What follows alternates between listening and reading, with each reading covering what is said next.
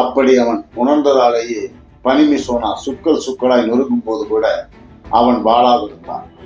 அப்போதும் அவன் சொன்னான், நீங்கள் பயணிக்க ஒரு வலிமை பொருந்திய கியாவையே தூக்கி கொண்டு வந்திருக்கலாம். ஆனால் என் மிசோனாவின் பனிப்புயல் உங்கள் ஆன்மாவையே உரையச் செய்து விட்டதே.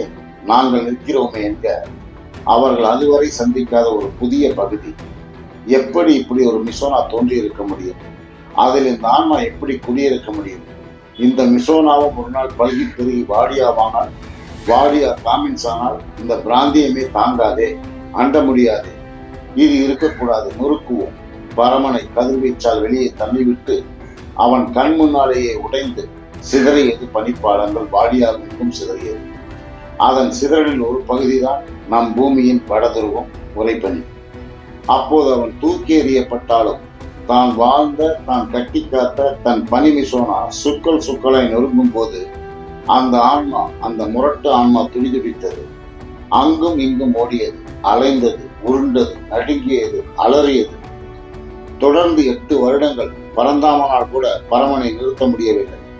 அது பின்னாடி ருத்ர தாண்டவம் என்று அழைக்கப்பட்டது. அந்த தாண்டவம் முடிந்து அது கீழே விழுந்தபோது அவனை பூ போல் தூக்கி கொஞ்சமும் மாற்றமில்லாமல் உறைபனி கண்டங்களை தோற்றுவித்து அவசரமாய் டொமினிக் சீதோசனத்தை மாற்றி இமயத்தை உறைபனியாக்கி பரமன் சிறிதும் பாதிக்கப்படாமல் ஒரு பிராந்தியத்தை ஏற்படுத்தியதோடு அவனுக்கு பிறவிகள் ஏற்பட செய்தான்.